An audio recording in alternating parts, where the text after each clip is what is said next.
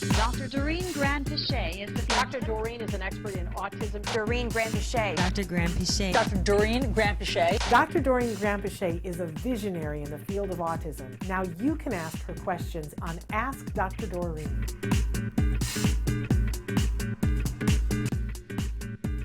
Please help. My child has a routine that has to be followed before we can leave the house. There are like 14 steps to it, and if you interrupt him, he has to go back to the beginning. It is the cause of so many arguments with my husband and my other children. We can never just leave. It is always a dysfunctional nightmare.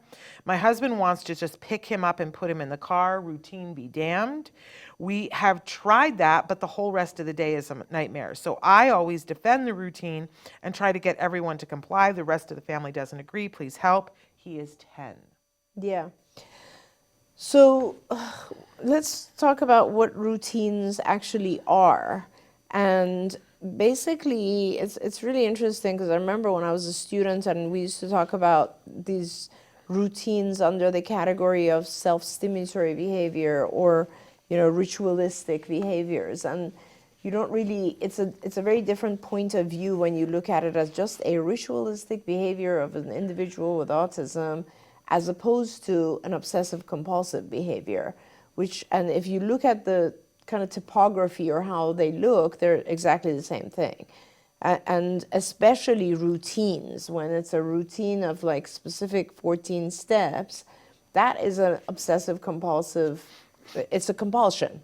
Yeah. That's what they are. They're compulsions. And what causes compulsions are very specifically, okay, so in OCD, the obsession, which is the thought, is so overwhelming that you do a compulsion in order to calm the obsession, right? So like, for instance, you obsess over the thought that there are germs everywhere, and then the compulsion is to wash your hands repeatedly because it's the only thing that will temporarily calm that obsession, right? Yeah. So with routines, it's something that we are trying to do to reduce an anxiety-provoking thought.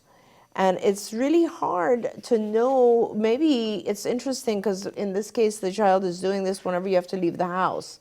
So it's likely that leaving the house produces some sort of compulsion, some sort of anxiety or fear or something that he then starts to get worked up about. And then by doing this compulsive type of thing, it gives him a little bit of calm. Yeah.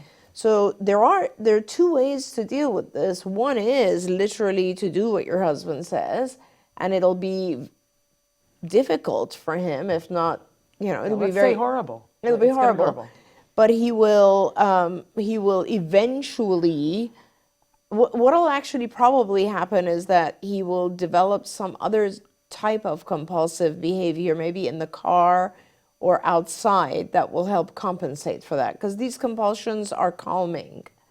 So that's one way. I don't know that I recommend that way, especially because he's 10, which means that he has been doing that for quite a while. Yeah. What I recommend is that you actually see a psychiatrist and try to get some help for the anxiety. And a lot of times the help for the anxiety is in the form of medication. And the medications that help anxiety are the same ones that help depression. They are serotonin reuptake inhibitors. Now we have all varieties. We have norepinephrine reuptake inhibitors, etc.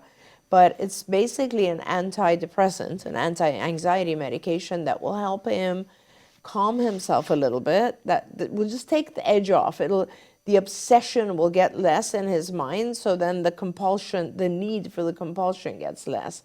The other thing is obviously, depending on his level of functioning, you can also do cognitive behavior therapy, which are like exercises that help him reduce his own obsessive types of thoughts, exercises that help him reduce his own compulsions.